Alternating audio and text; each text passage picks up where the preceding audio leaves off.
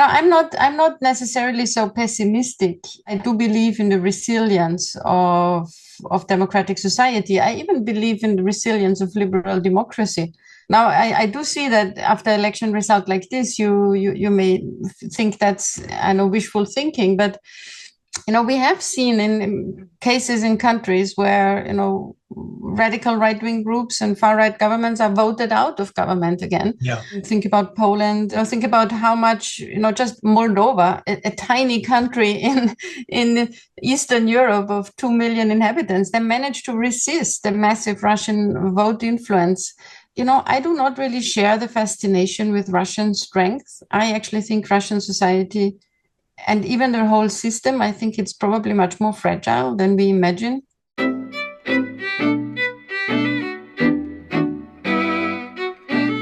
This is In Conversation with Frank Schaeffer, and I am Frank Schaeffer. And my guest today is Dr. Kristina Stoeckl, and she is a full professor of sociology at Luis Guido Carli University in Rome and adjunct professor at the University of Innsbruck. She's written 2 books that are of great interest to me, and we're going to talk about one today. One is The Global Fight Against LGBTI Rights, and the other book, which we're going to talk about today, which covers a great deal of the same material, is The Moralist International, Russia in the Global Culture Wars, Orthodox Christianity and Contemporary Thought. And so the only footnote I would say is this In Conversation with Frank Schaeffer is something that is live on YouTube, and then it goes to all the places podcasts go. I would ask you to subscribe now to YouTube, to In Conversation with Frank Schaeffer on Apple Podcasts, and to my Substack commentary page, it has to be said, at frankschaeffer.substack.com. So I finished reading Kristina's book this morning. And it was written after or during Trump's first term. Is that correct? Yes, that's right. And now, a few years later, we're in the second one. I noticed in the preface, which you may have updated, you said, well, while we were writing this book, thus and so was happening. And one of the things that happened since I think the writing of the first book was the invasion of the Russian invasion of Ukraine, which had not taken place while you wrote the book. Exactly. Yeah, and so you added that to the preface. Is that correct? So that was the order of events? Exactly. We received the proofs on the 24th of February, 2022, on the day of the invasion. Yeah, 1,000 days ago now, by the way. Yes. Yeah. Exactly. And so we rewrote the preface. Yeah. And changed the cover. Well, it's hyperbole. I tend to interview authors like yourself who have written books that I think are important for various reasons. But your book is oddly important in a very unpleasant way, in the sense that you have done an incredible job. And in fact, I think you're the only author to have done this of the various commentaries I've read, to really show the correlation between the religious right in America and the rise of a sort of a nationalistic Russian Orthodox view of traditional morality that is not part of really the Russian Orthodox heritage, as you show clearly in the book, because Russia did not have the same concept of church and state that came in the Western Church, starting in the Roman Catholic Church back, I guess, into the 10th century, really, where it became more formal. But since you've written your book, if Kamala Harris had been elected, your book would be seen in a completely different light. But now it's kind of, to use the hackneyed term, a must read if you want to understand why it is that people like Tucker Carlson and Trump and J.D. Vance and Thiel and these other people who are the movers and shakers, maybe even Elon Musk in his own way, whatever he wants out of everything. Your book puts everything they're doing in a new light, because you explain why, for instance, Tucker Carlson, someone like him, a conservative Roman Catholic activist, seems to be on Putin's side in the war, and why so many evangelical Christians who voted for Trump would be perfectly happy to see Ukraine lose the war, because Putin has pitched himself to them as a fellow traveler for traditional morality. so the way I would put it, and then we're going to talk to you about this book and the actual passages, is that before Trump's reelection, your book is an interesting theoretical exercise on how we got to a certain point, which then would have been somewhat past. But you've written a book that actually explains the present moment at a time when many people like myself or my producer, Ernie Gregg, or others are reeling from the impact of what's happened and trying to figure it out. And I would just start by saying to anybody watching this or listening, if you want to understand what's happened to us, you have got to read this book, and we're going to make it a book club book. In our book club called It Has to Be Read. It will be our January 2025 offering, because it is about right now. This is not a history. This is a description of the present. And I think you've done a better job describing our present than most people who have tried to write books, about this. So I'm going to just start by introducing this, and then I'm going to ask you a lot of questions. The Moralist International, Russia and the Global Culture Wars, by Kristina and her co-writer, Dmitry, and how do you say Uzlaner? Uzlaner, yeah. I want to open with something out of your book. I don't know where I pulled it from, maybe page 29. When precisely did this traditional values, conservatism, become a Russian foreign policy agenda? How much of this development should be considered genuinely Russian, and how much stemmed from transactional dynamics? And then in another place, one of the key elements of Putin's new agenda became the ideology of, quote, traditional moral values. For the first time in the history of post-Soviet Russia, moral conservatism moved to the very center of politics. And in another place, on March 6, 2022, Forgiveness Sunday, rather ironically, in the Orthodox tradition, the Patriarch of Moscow, and that's Kirill, preached that the world is divided between two forces, one good and one divine, the other evil and sinful. Powerful forces were threatening Russia and its religious believers to stray from the path of righteousness by imposing on them the regime of liberties, the final and most terrible of which was the holding of gay parades. And from another book, this book is about how the Russian Orthodox Church got to this point. It shows how Russian actors first learned and adopted the language and codes of the global culture wars, and then started to use them. We conclude this book, and this is when you were writing it, in a time of war. Russia has waged military invasion of the Ukraine, on Ukraine, and Western countries have imposed sanctions on Russia. So that was at the beginning of the war. And then going forward a little bit into the book, you say the transnational perspective on Russian conservatism offered in this book takes the analysis of Russia's illiberal and autocratic turn beyond the narrow focus on nationalism and highlights the ideological and personal connections between Russia and the political and Christian right in the United States and Europe. Okay, so that kind of sets up, what the book is about. And I pulled those quotes from different portions of your book, and I have a lot more to read and talk about. But I want to say, I come from an evangelical right-wing background. My father was a religious leader in the 70s and 80s, which you talk about a lot. I know personally most of the people you cite. Dr. Dobson of Focus on the Family had me on the show a number of times in the 70s. I used to be a right-wing nepotistic sidekick to my evangelical leader father. So I knew everybody personally that you talk about. I left the evangelical movement about 40 years ago. Fast forward to today, I'm doing this podcast, and I write and I think and I talk about the fact that the oppressiveness of the religious right in America has now been translated into raw political power with Trump and the MAGA movement.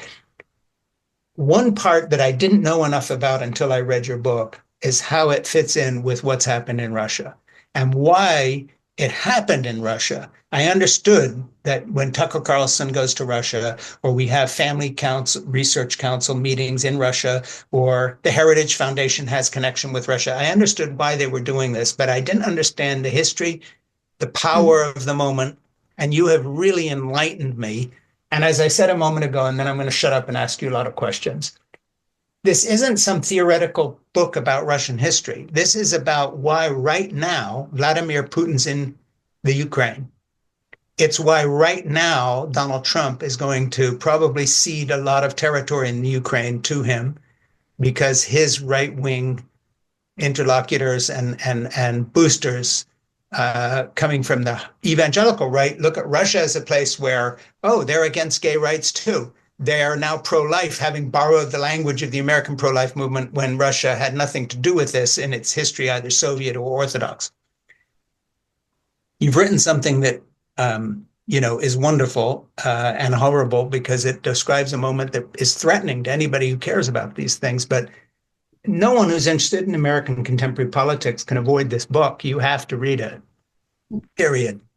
So, having said all that, how do you feel right now in terms of if you were rewriting the preface of this book now, or starting a new project on the same subject, and the forces of reaction have won in the United States on a scale which is mind-boggling, and the left is in total disarray, including liberal Christians and others, speechless and clueless as to what to do? How would you do your book differently, or what would you say in the preface that would change the tone of the book? Because you're describing our present. This isn't a history anymore. Well, I think the watershed moment in terms of the book really was the full-scale invasion of Ukraine. And me and my co-author, we are still grappling with that. Because what I thought when we wrote the book was that we were writing the story of how Russia becomes a leader of the global Christian right. And then the invasion happened, and the sanctions scheme was imposed on Russia. And our first guess was, it's over. The special role of Russia in the Moralist International is over, because working together with Russia, it was also the time of the presidency of Joe Biden, is no longer possible because they're now an outcast. They've done something that, even in the logic of the culture wars, is a no-go. They have weaponized the culture wars. They've turned the culture wars into a real war. Yeah. They've justified the invasion of Ukraine with an argument about gay rights, which is exactly what the patriarch did. And I have to say that looking at the material that we analyzed for the book, so mostly the kind of connections we saw between NGOs in Russia and in the West, in Western Europe and in North America, we did see that some of these connections became less. So the World Congress of Families no longer has an active chapter in Russia. Some organizations that had Russian partners on their advisory boards in the US, they no longer have them on the boards, at least on the websites. So we got the sense that there is either they're trying to make it seem as if Russia is less central, or they're really drawing out. But now you are right. As we are speaking now, I think I realized that maybe we are now again at a moment which is in a way a watershed, and that will challenge me to think about this again in a new way, to see whether the ties can actually come back and reactivate in a much more visible way now. So what was in a way maybe hidden for 2 years may actually come back in very ugly ways, in the way you describe here. Really, in a way, suggesting to people around the Trump administration on what to do in Ukraine and about Ukraine. There's one thing in the book, maybe I should stress that. I'm a sociologist, and we worked with interviews. So we met a lot of Russian actors that are actually involved in creating the ties with Americans. We were there at a very early point where I think no one had really been interested in that so far. And we asked very simple questions. We would ask questions like, oh, wow, we saw you organized a family summit in Moscow in 2010, and there were American guests. How did that come about? And then they would just tell us how that came about. And stories of many years of collaboration unfolded. But there's one thing that's important. Inside Russia, the main group that was behind this was around a foundation run by an oligarch that is also sometimes called the Orthodox oligarch Konstantin Malofeev, the St. Basil Foundation. And Konstantin Malofeev is one of the main actors behind Russia's aggression against Ukraine. So already back in 2014, he was put under a sanctions regime because the European Union found that he had been financing separatist fighters in eastern Ukraine. So, the people that the Americans mostly connected with, at least these groups on the Russian side, they were not at all innocuous. They were already engaging in a military aggression on Ukraine, even before 22. Yeah, and you name a lot of the American groups. You go into great detail, focus on the family and Dr. Dobson and these others. And then, of course, people, Family Research Council, I think it's called. I've got, the list is all there. But I don't think many Americans are aware of the fact of how closely the religious right, the Trump supporting right, and now, of course, these billionaire Trump supporters as well have worked with Russia in terms of collaborating on what they see as a global culture war, not so much between right and left, but between two visions of what a good society is. And they do see Ukraine as simply a step in a larger global conflict between traditional morality and what they call traditional morality and this kind of liberal idea.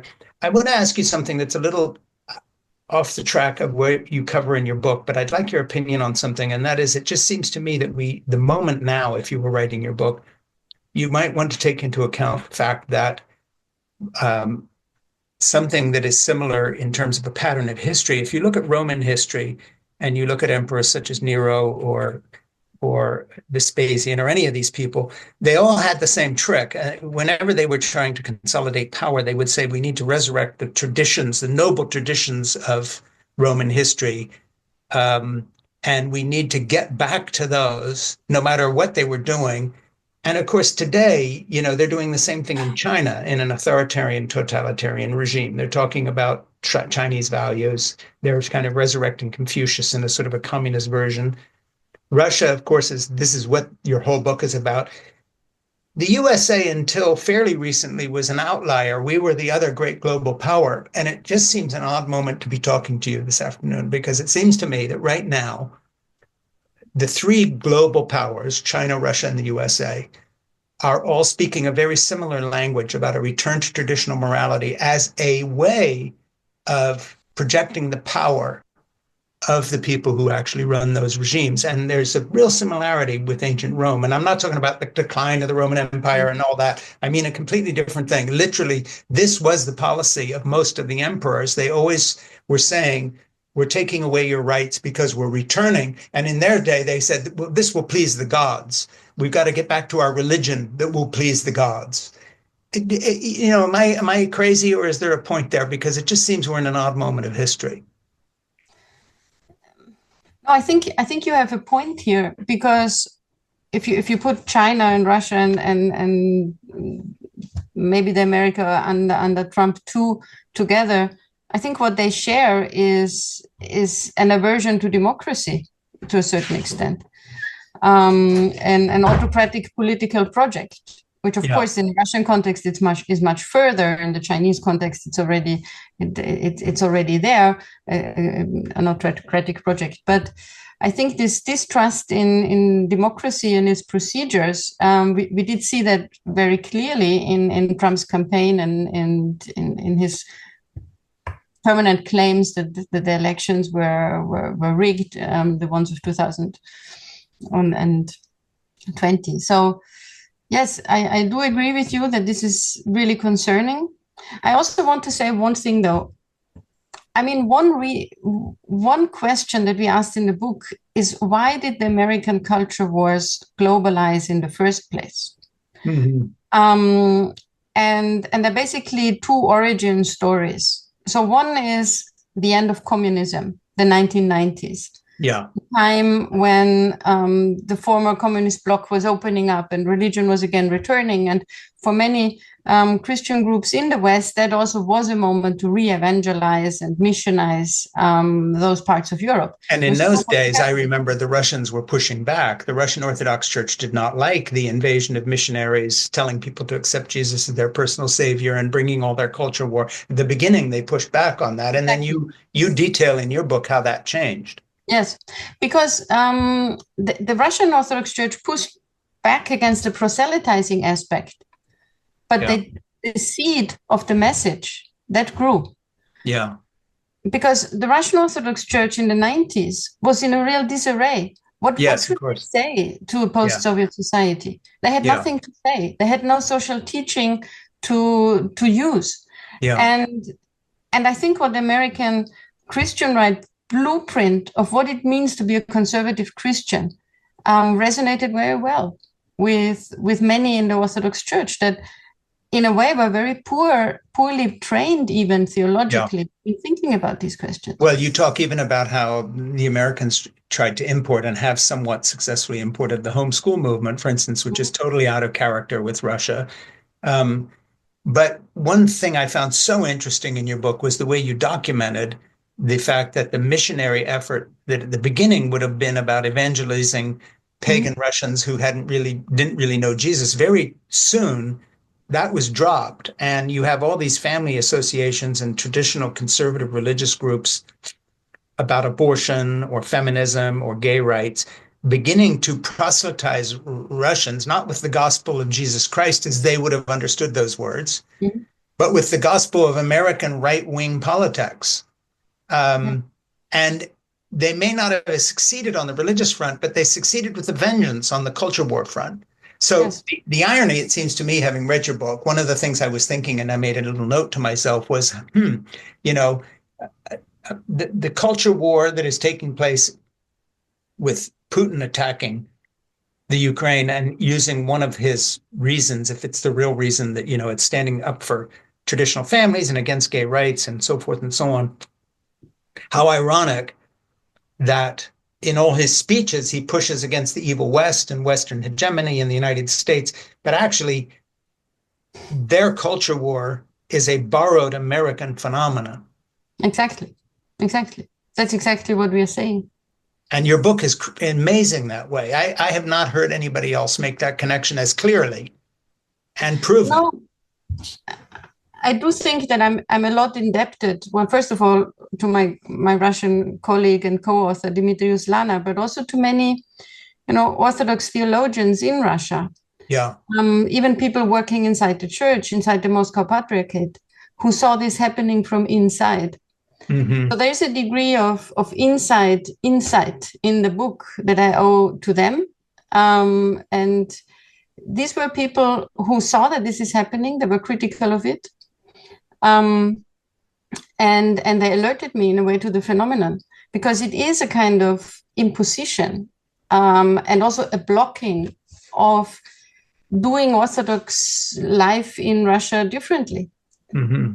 And there were key moments that made that very clear. One of the key moments that we've written about with Dimitri was the Pussy Riot incident. Yes, right. When the main outcome of that incident was that a new law was introduced in Russia on hurting the defense of religious feelings became a criminal offense. And the question was, so what is hurting religious feelings? And during the trial of the Pussy Riot group, there were even priests who wanted to testify, and they said, I'm not hurt by punk performance. I grew up with heavy metal and music. I'm not shocked by this. Yeah. And they were not hurt. What happened in the moment is that the state became the arbiter of what is a legitimate religious feeling. Yeah. And that is really dangerous also for the church. And I think when we see today that people are arrested, priests are arrested in Russia because they speak out for peace, because they go and lay down flowers and at the cemetery where Navalny is buried. Yeah. We are there. So this was the preparation for a church that's a church without freedom of prayer, Yeah. and a state without freedom of expression. Yeah. And, one thing I want to do is just refresh people's memory here to who you are. We're talking with Kristina about her book, which is going to be our It Has to Be Read book club offering in December. Or no, is it going to be December? No, January 2025 coming up. And this book is The Global Culture Wars, Orthodox Christianity and Contemporary Thought. And essentially, we're talking about the fact that the US right wing has evangelized Russia, Putin's Russia, and handed Putin this weapon of global culture war against the forces of enlightenment, I guess you could put.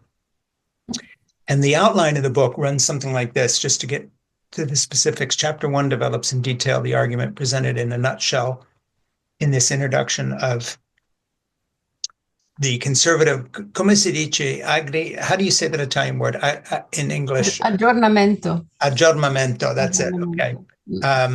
Which basically, it argues that not only reformist, but also the traditionalist religious positions are the result of change, modernization, and a learning process that works across confessional borders. Chapter 2 presents original research on the origins of contemporary Russian conservatism. And this is the big one, the influence of American Christian right groups on Russian actors between the 1980s and 1997. Chapter 3, you talk about Sorokin as a key intellectual for moral conservatism in the United States and Russia. 4 aspects are especially relevant here: his emphasis on values, his notion of the sensate culture, in quotes, his ideas about the family. Chapter 4 discusses the rise of traditional values conservatism in Russia and elaborates the domestic context of Russia's rise to prominence inside the transnational moral conservative movement. Chapter 5 provides an analytical timeline of the Russian Orthodox Church's engagement in the culture wars, which you point out is not traditional to the Orthodox Church. We argue that the Church led the way in formulating a clear transnational moral conservative agenda. That's after they were indoctrinated by the Americans, that is. Chapter 6 shifts its focus of analysis from the leadership of the Russian Orthodox Church to religious civil society. The chapter offers an in-depth study of the Russian partners inside the World Congress of Families, a transnational pro-family NGO, and their strategies of joining transnational moral conservative networks. Chapter 7, we look in detail at the one issue that has defined the American and global culture wars more than anything else, abortion. The history of the Russian pro-life movement is a showpiece for how Orthodox actors have first learned about and then joined the culture wars, mostly from the American impetus. Chapter 8 finally analyzes the agenda of the Russian state diplomacy at the level of the United Nations and Council of Europe. We show that items on the conservative agenda, traditional values, family, freedom of religion, juvenile justice, are promoted on the level of Russian state diplomacy.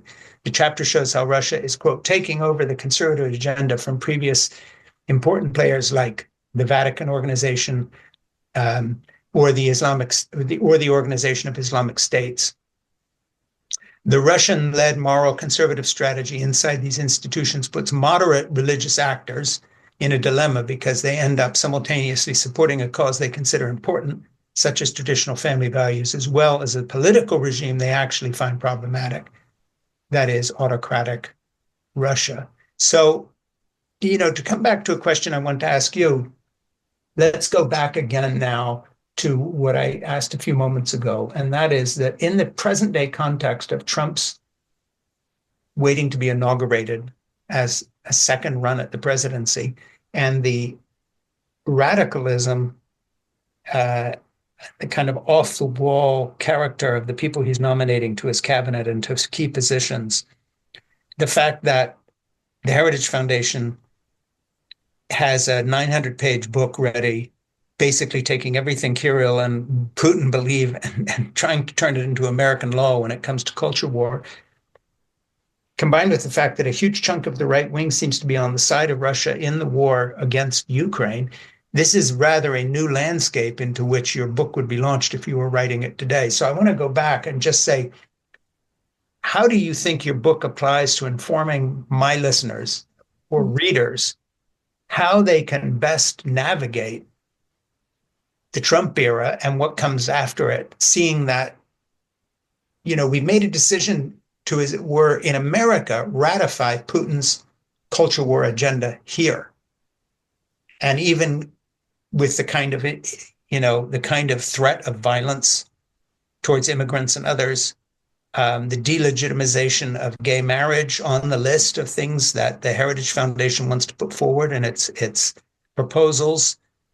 It seems to me that we are now closer to Putin's Russia than we were to the America that I knew, say, in the 1970s and the 1980s. If you had to say, what is it more like as we look into the Trump era? I don't know how you feel about it, because in a way, you've studied the Trump era that's to come because you've studied Russia. You've studied what Putin did.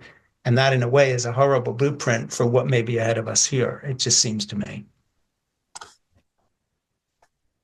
Well, it is a horrible blueprint because the Russian agenda is not about traditional values. It's not about values at all. It's about autocracy. It's about not having democracy. It's about ending democracy. And I think an important part of that agenda is creating groups that you single out as culprits of something. So whether it's homosexuals or whether it's in the Russian context, foreign agents, I think this is in a way what we see is happening in Russia, and why Putin in particular needed the traditional values agenda. Russia, the Soviet Union, had an agenda that allowed it to police people's lives and livelihoods, and that was Marxism-Leninism. And to a certain extent, I think traditional values under Putin, this ex-KGB president, has a very similar function. Yeah. It is an ideology that polices people's lives and aspirations and political hopes. And it's an agenda that can even create wars and is now written into Russia's national security doctrine, for example. Yeah. And so, if we see it that way, then of course this is a really, really scary moment for America, but for that matter also for those European countries where the right-wing groups are winning. There's one thing though I want to say. I do think that part of what made the American Christian right groups very receptive to what Russia had to offer in the period when we were studying them, so in 2016, 17, was that they really felt they had lost the culture wars. It's true that it was Trump there at the moment, but they were coming out of 2 periods of Obama. In the US, a lot of progress had been made, for example, on same-sex marriage.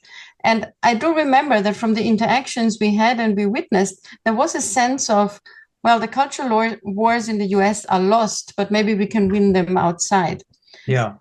So now, given that the Christian right probably now feels they've won in the US, yeah, maybe there will be less incentive to go abroad. I don't know. It's kind of a question I ask myself.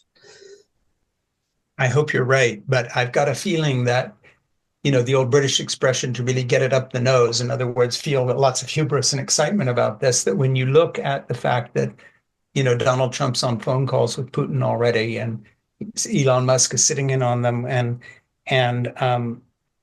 you have these billionaires who have gotten into the situation. Again, I don't want to make all the parallels, but very much like the Russian oligarchs who played a part in forming Putin's agenda. We've had rich people in America try to control our politics before, but we've never had it at this level. And this concentration of power and money allying itself with an anti-democratic movement. Henry Ford did not succeed in stopping Roosevelt from being elected and prosecuting an anti-Semitic agenda. We did go to war with the Nazis and we won. But in this climate, you really begin to wonder where the loyalties of some of our billionaires lie in terms of how they would see the world and what to them it would mean to, quote, win. And I think they look far beyond simply an anti-abortion agenda or even a gay rights agenda. I think to understand our American oligarchs now, I think the Russian blueprint is a pretty good one to look at in terms of the power of who was the gentleman you mentioned who was very much involved in these things before. Konstantin Malofeev. Yeah. And, and then in your book, you talk about the fact that Dr. Dobson was going to Russia for the first time in 1991. Yes. I mean, that's a long time ago. That's a long time to lay the groundwork for this collaboration. I think a lot of people on the left have been surprised by the way the Heritage Foundation or the Federalist Society had a 50-year game plan that they've executed, and they've won because our Supreme Court is now controlled by their justices. The federal bench is dominated by them. Candidate won the election who's a fraudster and a con artist, but is doing their bidding. And now these billionaires are wading in because they have a good nose for who's winning and which side to be on. It seems to me it's very similar to the period that Russia found itself in the 80s and 90s of chaos. But out of that chaos came an authoritarian, anti-democratic regime. And that's what we're on the cusp of seeing happen here. Yes. I mean, one thing that we also describe in the book is that's a question that interests mostly scholars of Russia, is sort of who is doing it first. So where does this really come from? Yeah. And there tends to be this tendency, people don't take religion serious. So they think, well, it's the state using religion. And so it's all the state, it's all Putin's ideas, and he just uses the patriarch in order to put forward his agenda, his repressive agenda. Yeah. And in the book, we turn that around because, as you already summarized, we actually say the church was there first. Yes, absolutely. Because it was really the religions, actually, we call it a conservative ecumenism. Well, then you talk about the Muslim community and evangelical Protestants in Russia and how they had this collaboration up to a certain point. And then, of course, now with the Archbishop of Moscow talking about Putin's war and justifying it, it's more, Mother Russia. But I think the same misunderstanding happened here in the United States. I mean, for years, coming from that background, I've been saying one thing in my message consistently in many, many forums. Would you please take these people seriously? Would you please take these people seriously? It's not all about economics and the Rust Belt and how much money steel workers are earning and disenchanted farmers. Religion is a very big deal, and it's motivating these changes. They feel angry, left out. They want to get even. And in Trump, they found an unexpected way. But the religion, just as you do in your book about Russia, it's the same here in America. The religious motivation came first and is still the groundwork. And I tend to criticize my more left-wing friends and more secular friends or friends without a religious background for always looking for the economic reason. The political reason. No, the religion is a serious business, and you have to understand these people are very willing to die for their faiths. Yes. And I think you can understand what Putin's doing. Now, where Putin's head is at, I don't know. What's your opinion? Is he, does he have any belief system at all, or is he just using, in the same way that Trump is certainly not an evangelical Christian, but he uses them? I don't know about Putin and Russia, but I don't think the oligarchs, are they particularly sincere in their beliefs, or is this just a stepping stone? Look, of course, I think that's very hard to judge. But I think what's definitely true for Putin and for post-Soviet societies, especially Russia, that was impregnated for 4 generations with, really a communist, Marxist, Leninist ideology. Yeah. So there is a place for a big transcendental ideology. Because that was also what Marxism, Leninism was. It had a bright idea of the future. It had, strict morals. It had the idea that you have a place in the world and you have duties that will then take you to a better place. Yeah. So there is, I think, structurally in society that with the break of Soviet communism, there really was a gap. Yeah. And there were a lot of competitors for filling that gap. And I think there was a moment where that gap could have been filled by a more positive idea of a kind of Republican democracy, for maybe a more federal idea, maybe a kind of nationalism, but not of the aggressive kind that it turned out to be. But it was very feeble and it didn't happen. And so it's now been filled by an Orthodox religious type of nationalism, which in itself is also problematic in a multinational and multi-religious Russian Federation. Yeah. And this is why they need the term traditional values rather than Christian values, because also the large Muslim constituencies inside Russia have to be able to identify with it. So they can all agree on something that they don't define more closely as tradition. But it's really it's the term that's needed in order to fill the empty place of an ideology. Yeah, one of the points you make in your book, I have the quote here somewhere, but just to go to it, is that when the communist regime was coming apart, there were people toying with the idea of sort of resurrecting a somewhat communist version of religion to fill the moral space, the vacuum that had been left. So there were some philosophers and some thinkers and people that you quote who are toying with this, but they're doing it as a tactic. They're not true believers. It's like, well, maybe we've got to introduce a little spiritual quality to our lives here. And of course, the same thing is true in the US, in the sense that we're at a time of tremendous spiritual anxiety and deprivation in a very listless public that you find with our obesity rates and the drug deaths of our working class and people overdosing and so forth and so on. There is a hunger for something more. And of course, Trump has appealed to that cohort and said, I can offer you a kind of a Christian nationalism. Again, there's a sort of a weird similarity there. And one point you make large in your book that, of course, they borrowed wholesale the American anti-abortion tactics and movement. And you say, despite the deep divisions in the history of abortion in Russia and the West, and despite the different significance of contemporary abortion struggles, current strategies against abortion in Russia and the West show surprising similarities. In both cases, anti-abortion activism targets simultaneously the legal frame that allows for abortion and de facto access to abortion services. Moreover, in all cases, anti-abortion movement exhibits an incremental strategy. And this is important, an incremental strategy. I hope people are listening. They pursue a particular legal change, but once they obtain it, the conflict is not settled. On the contrary, each victory galvanizes pro-life activists to raise the threshold and engage in new battles. And that, of course, is exactly what's happening in the States as well. Yeah. And again, so let's just take a moment, talk about how the American religious right imported the pro-life movement, as it were, into Russia that had nothing to do with the issue. And the Orthodox Church didn't even have a position on the issue before the Americans showed up. Let's just talk, because Americans understand this part of our battle so much.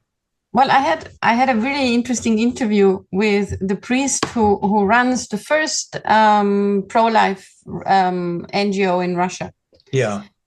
And he told me, I think I was one of the first priests in the Russian Orthodox Church who had an email. And then I said, and then I suddenly started to receive a lot of information, and we got pictures of aborted fetuses. And we realized this is a real problem and we have to do something about it. So they got confronted with a whole world of really an American pro-life agenda that worked with images, with films. They also received quite a lot of money. They did a high quality translation of the film Silent Scream. Yeah. And a lot of information materials that were sort of poured into and then what happened is that the market of pro-life NGOs diversified, and as we also described in the article, at one point they weren't really coherent, because there were some groups that really wanted to have a full-scale ban on abortion in Russia, which wasn't about to happen. It's not happening even now. Others who were more for an incremental strategy, making abortion more difficult, reducing it, taking it off the public health service. It is still on the Russian public health service. So access to abortion in Russia was very easy, and to a certain extent it still is. But you know what happened last week? I don't know if you heard that. Russia outlawed what they called propaganda of the child-free movement. Now, a child-free movement doesn't exist in the West. And really, what struck me most is that the Russian word that is used is a transliteration of the English child-free. So it reads very wobbly in Russian. It's a very strange word in Russian. But they use the English word in order to emphasize that there's like a foreign ideology that is now being imported into Russia, that, praising a life without children. I don't see that this is happening anywhere. I really think this is like a complete straw man, and the law is being created. But I do think that it is one step further towards a full-scale ban on abortion, because I think this is also where Russia is going. Yeah, and then also you were saying that abortion became so prevalent in Russia because, of course, less stringent forms of contraception were not widely available. And, and part of Project 2025, one of the subtexts in the document is that, okay, now we've taken care of Roe v. Wade. The next thing we have to do is start rolling back the right to contraceptives. Right. And then on the other hand, you have Elon Musk saying, I want to put 1 million people on Mars. I know this sounds like science fiction. And in the meantime, we need more babies. Well, Putin's saying we need more babies too. So, they're looking at it from the economic point of view of the population to support what the oligarchs need, which is, plenty of people to work. And in Musk's case, the kind of people who have been tested genetically when they were in vitro, or, he used IVF to impregnate these various women who have had his babies so they could check out the IQ potential. This is real Brave New World stuff. Oh, yes. And it's all over the map. Let me just reintroduce you here. Dr. Stoeckl, say your name again. I'm sorry. Stoeckl.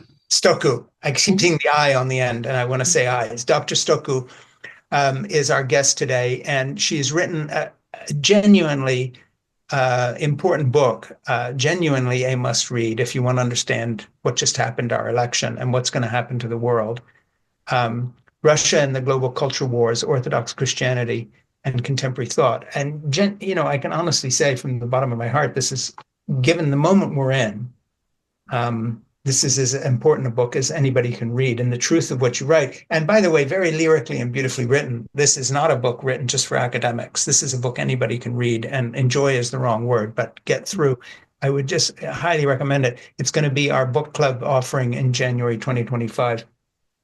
So moving on from that, I just want to get back into the text of your book with some quotes here. You talk about Sorokin as a bridge between the American Christian right and the Russian conservatives.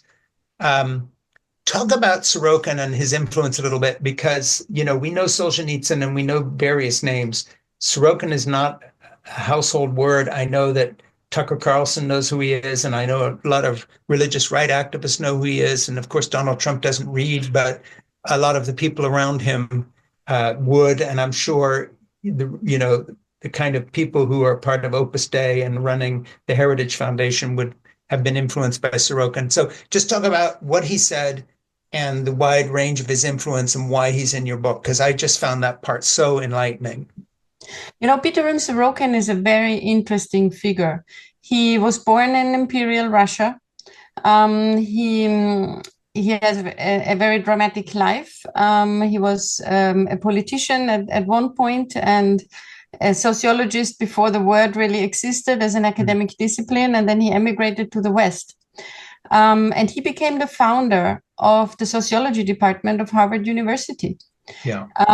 He wrote books about, really late Imperial Russian society and the revolution. Yeah.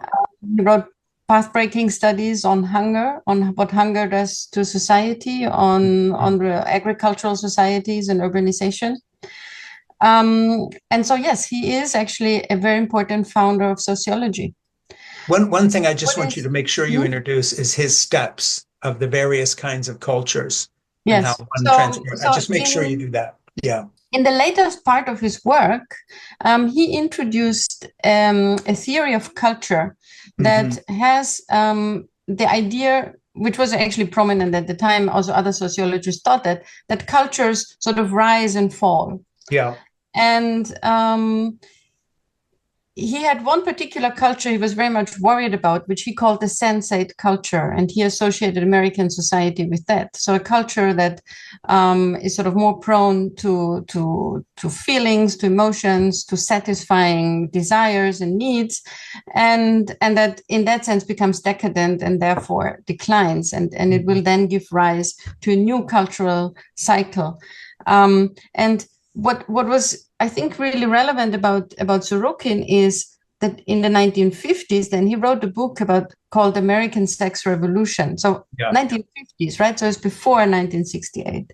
Well, and that book was being cited by evangelical leaders at the time, or conservatives at the time, and had a big influence. Just talk about that a little bit. Yes, because what he said in the book is he was basically saying, well, capitalist societies are bad for families because women also go into the work and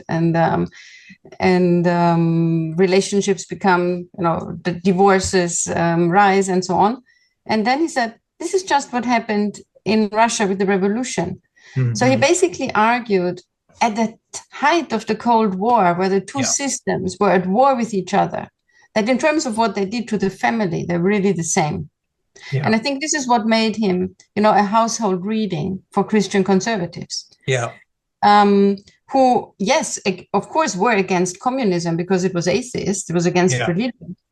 But there is also something about the Christian right in the US that is in a way skeptical towards a certain type of global capitalism.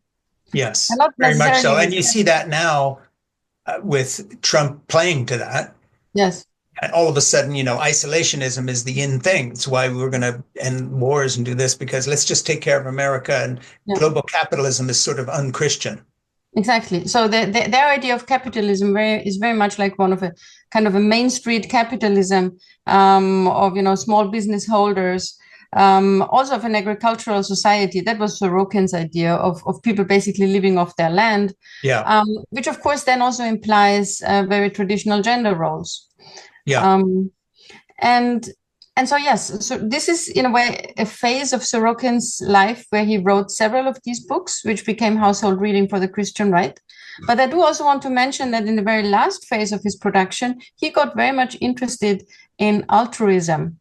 And he wrote two interesting books about altruism and love, which are very different in tone again. They're kind of, more consoling. But what happened is that in Russia, in the Soviet Union, Sorokin was forbidden reading. You couldn't read Sorokin you couldn't find any of his books in any library. Yeah. And it was only in the 1990s, with this return of books, that there was no longer any censorship, that Sorokin made his way back into Russia. And at that point, the works which in Western sociology were not actually considered serious scholarship, like the American Sex Revolution, they were translated into Russian and received as completely serious scholarship by a very prominent, Russian emigre sociologist. Yeah. And, Moscow State University created the Sorokin chair. Yeah. And guess who was the first holder of the Sorokin chair? Yeah. Tell me. Alexander Dugin. Yeah, well, you put in your book, and then yes. So I mean, in that sense, so Sorokin was already pushed into the Russian discourse as a conservative key. Yeah. thinker. So he was a sort of, as I read it in your book, and I found it very interesting, the kind of religious right leaders on the intellectual side of the religious right, sort of people running around the Heritage Foundation or the editors of the National Review magazine, those kind of people, Sorokin is still a big deal to them. And then he's sort of a forerunner of the entire movement, or at least not counting his last couple of books on altruism. He becomes a forerunner, a theoretician of the movement in a way that kind of is a bridge between Russia and America today on an intellectual level, or maybe I misread you. No, I think you're right, but there's an interesting difference, though. We talk about that in the conclusion of the book, namely that the Americans very much felt that they were sort of at the closing cycle of the civilization. American society is failing because it's in the depth of a sensate culture, and Russians felt very emboldened because they were already there on the new civilizational cycle. They would make it. Yeah. So there was this dynamic, and I think there still is this dynamic. Think about Carlson being in Moscow, all excited how beautiful it is, of looking to Russia with hope. That is Yeah. very worrying. Yeah. And of course, the Russian have this mythology that they have nurtured, and along with their resentment of the West and its wealth and power. Not to mention the fact they kind of lost the Cold War, whatever that means, that somehow we will fail and we will fall apart. And I think that, if you look at Vladimir Putin's agenda and the kind of things their bots are doing or what they're doing through Elon Musk's and X and so forth, their disinformation campaign is still aiming to bring down the American state, to finish the job, and this decadent culture will collapse. And, they look at Trump as an agent of chaos who will continue what they hope is the decline. That's a real motivation. On the surface, they're telling evangelical American Christians, hey, we're on your side. We're going to help you rebuild your culture, get rid of these gay people, hang the trans, get rid of this thing, do to gay people what we did to pussy. We're on your side. But the real Russian agenda has not changed, and that is, there's other ways of coming back and being victorious over the West. That's how I read the situation. Do you feel the same, or do you feel I'm Yes, wrong? I'm very glad you're pointing it out, because I think that's exactly the case. And I can also tell you from my, very frequent interactions in the period when we were doing these interviews, and I was, would talk to a Russian NGO leader of a pro-life NGO or pro-abortion NGO on their contacts with the US, that there was a sense of superiority and hubris, because Russians were already at the time, they were in a moment of political grace because Putin was on their side. Yeah. They were in a moment of real wealth because there was a lot of money on their side. Yeah. There was really nothing that could stop them in doing and organizing things. I think what has stopped them a little bit now is the global sanctions regime. But, there was really a sense of, the Americans, they are, as I said before, they're losing, they're bound to lose in their societies. But it was, again, a very Roman view. This is a decadent culture into pleasure. Yeah. They aren't strong enough. And of course, Trump's played that card with Joe Rogan and these other people. So it's like a cartoon, cage fighters, people like this. All of a sudden, we're going to be real men again. Tucker Carlson said, we have gay people and we have trans people. They're too weak. We could never win a war. Russia, they're real men. And of course, even fighting the token NATO through Ukraine, which is not even NATO.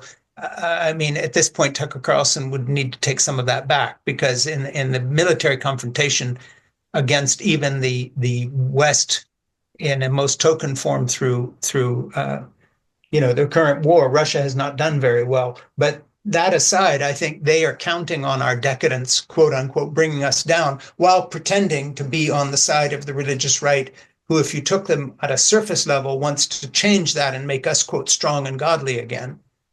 Yes.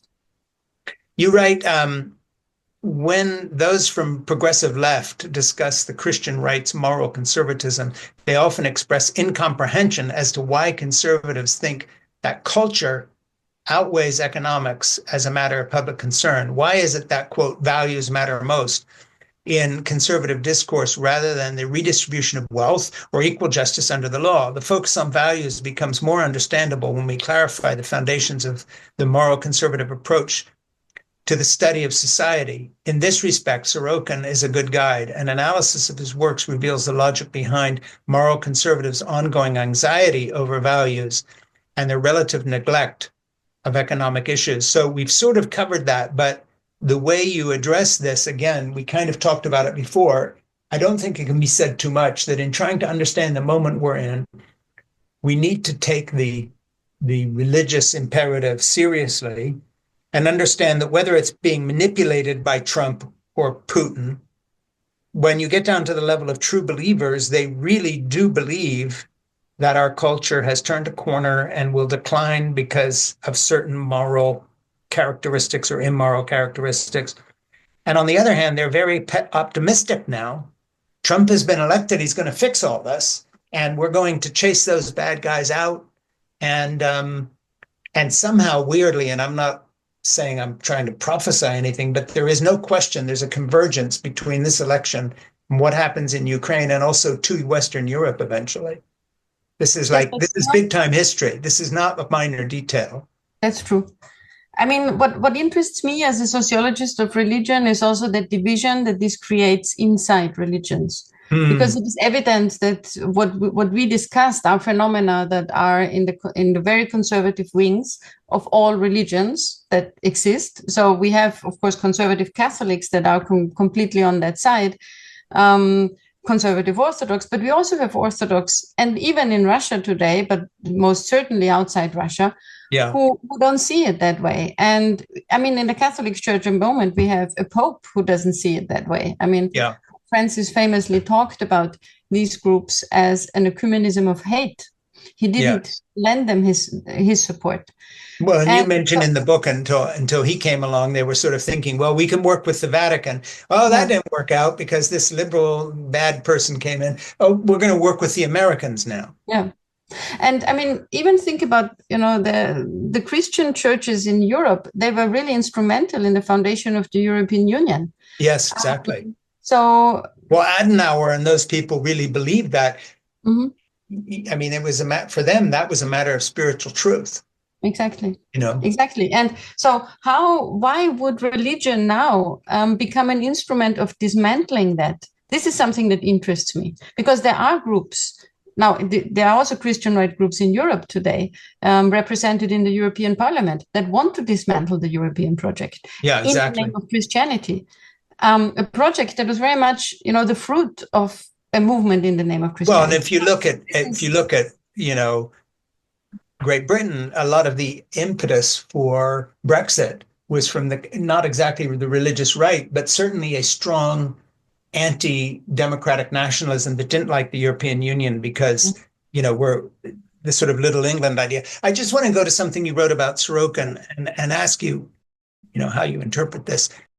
That Sorokin was not ultimately a pessimist. He predicted that at the end of every fading sensate culture, a new idealistic or integralist culture would appear with new religious values. I mean, that has to resonate with the religious right in America now, or at least the intellectual leaders in Project 2025. I mean, isn't this what they're trying to do? Yes. To create a new integralist culture around a tightly knit canon of values. It will be a very hierarchical society without, a much lesser degree of individual freedoms, very little social mobility, strong social stratification, strong policing of borders, both in life and in real time geographically. It is really like a vision of wanting to go back to, these are ideologies of the 1920s and 30s. But we also have to understand that they then led to war.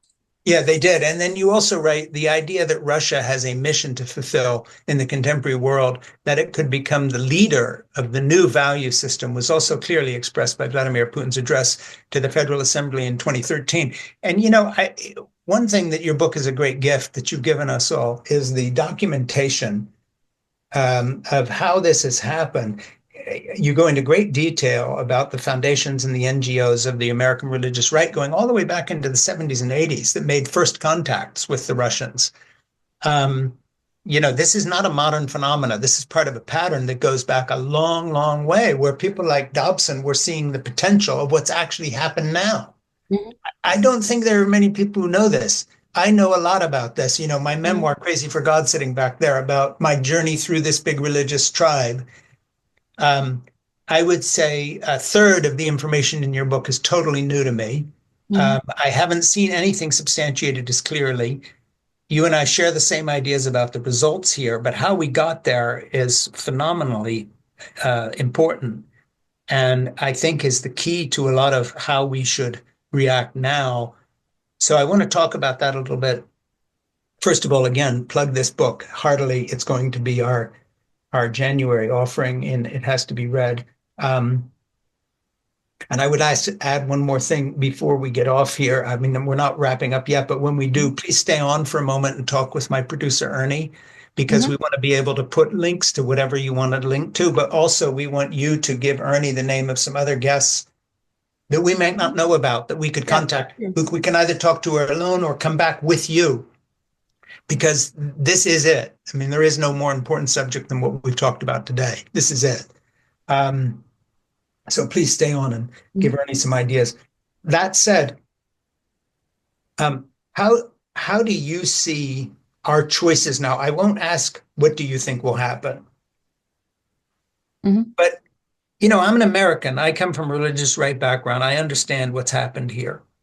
I'm at a loss what the next steps could be. I'm not saying what should I do, but given your knowledge of history and what's happened in other times and places, what should we be looking for? What can we do to, first of all, expose the treasonous cooperation between the far right and the religious right in America? And Russia has 2,000 or 3,000 nuclear weapons aimed at us. These are the people we're playing games with. This is who Tucker Carlson is saying are the good guys. What are the choices? Well, now look, I don't have the answer. I think if I had the answer, then maybe I'd be in a different place.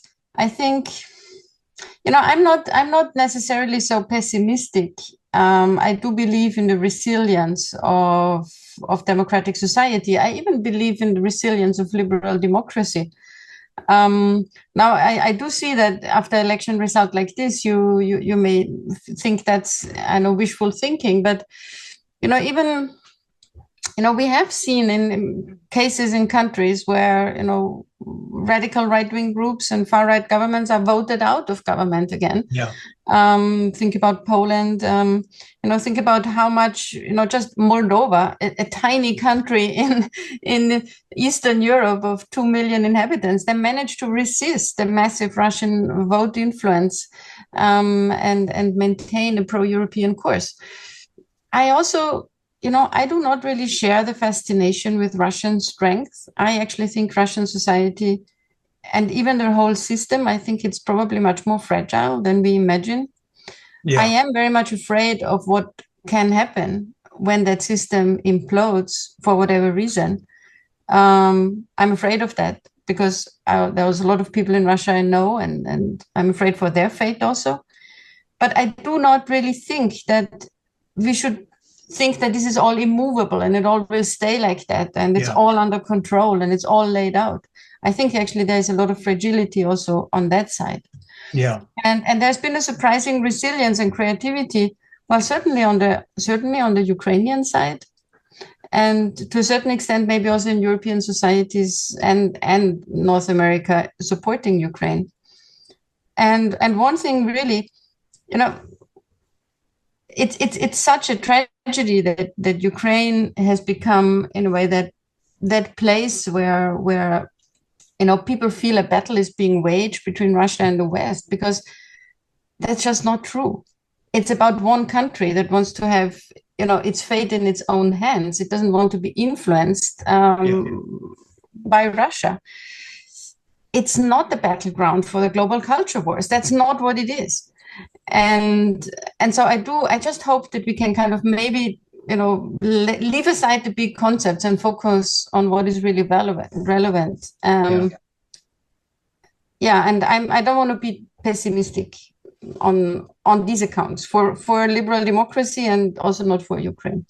As someone who has studied the religious right, which you have in the context of this book, I would certainly love to have your opinion as we wrap this up. A similar, ask your opinion in terms of the options here in the US, because we're in an odd situation. Trump is not a normal candidate.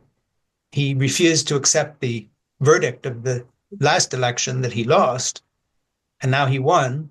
We're not charting the course with a normal person. And the influence of the billionaires involved in his campaign now to take over so much of American life is also uncharted. as an observer sitting very fortunately where you are in Italy, working in Rome as a university professor, but you have interviewed a lot of American religious right leaders and their NGOs and others saying, how did you pull this off? I mean, you have a tremendous insight into all this. What do you think our choices are? Because you're a student of democracy, and I'm not a pessimist. I don't think it's hopeless either. But we have so many wild cards now. This is not a path well traveled. Like, oh, we could win the next election. Well, what about if there isn't a next election? Or we could do this, but what happens if the whole system is being sabotaged by people who are pro-Russian?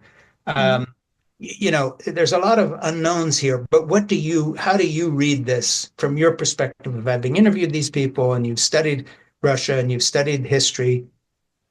You're a smart person, you're articulate, you've been around the block, as we say in the States. What do you think our choices are here in America? Forget Russia for a minute, us. And what lies ahead here? No, I mean, I'm sure that American society has to remain vigilant in order not to fall into the trap of having institutions dismantled that you will need. And the risk is, of course, that precisely this is happening. And then how do you get it back? You see how hard it is to get it back in other countries who have lost these institutions. A free constitutional court, working electoral cycles, free media.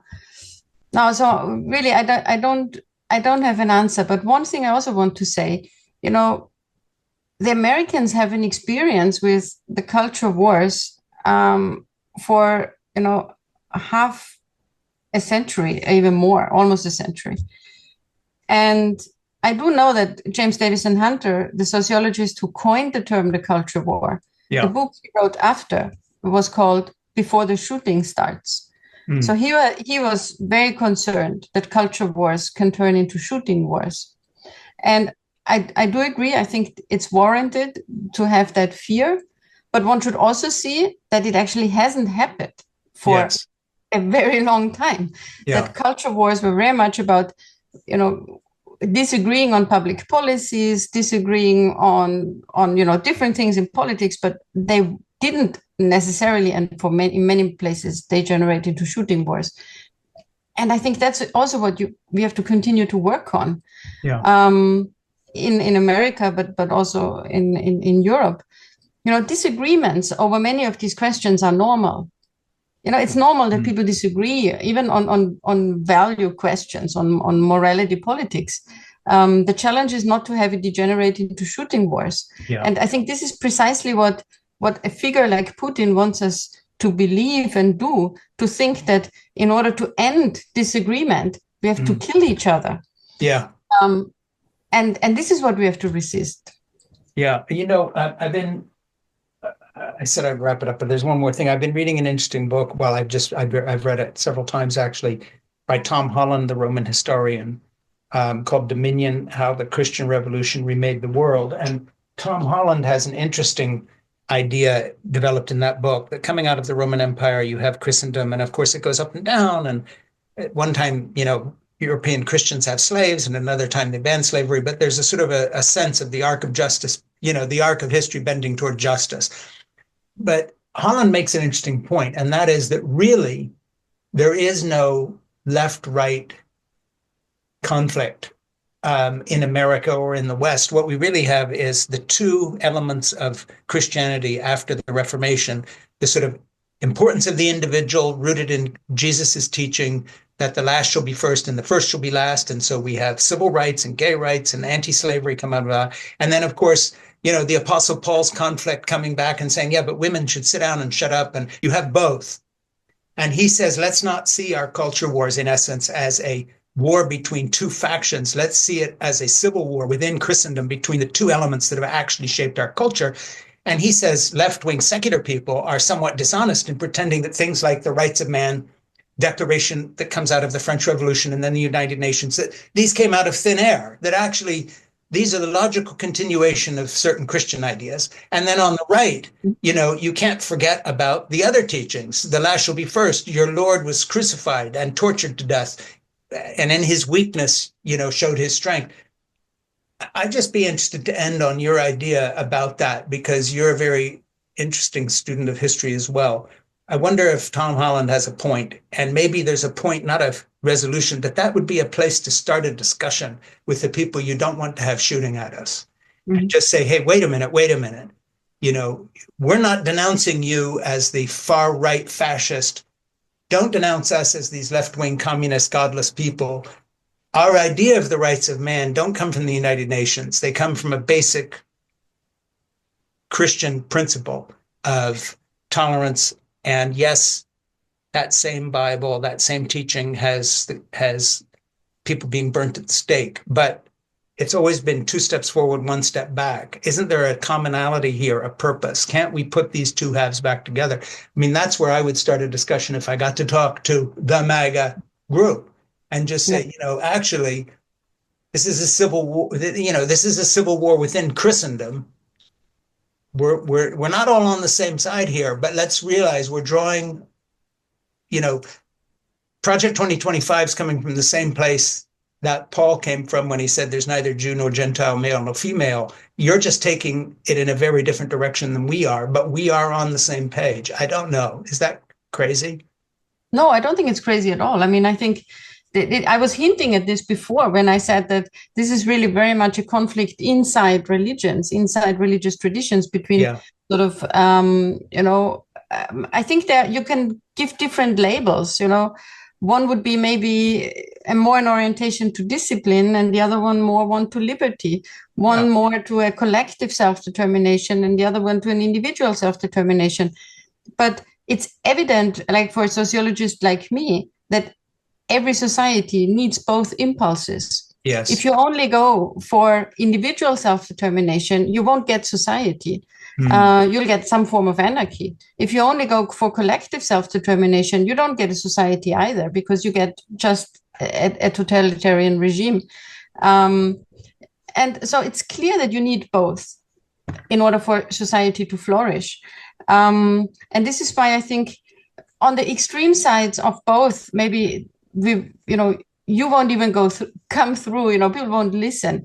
But it's in the middle. There are a lot of people who understand that. Yeah. And I think that's the people to talk to and to put faith in. Yeah. Well, you've written a wonderful book. It's our offering in January, and it has to be read. And I just want to make sure I get the title right again. It's The Global Culture Wars, Orthodox Christianity and Contemporary Thought.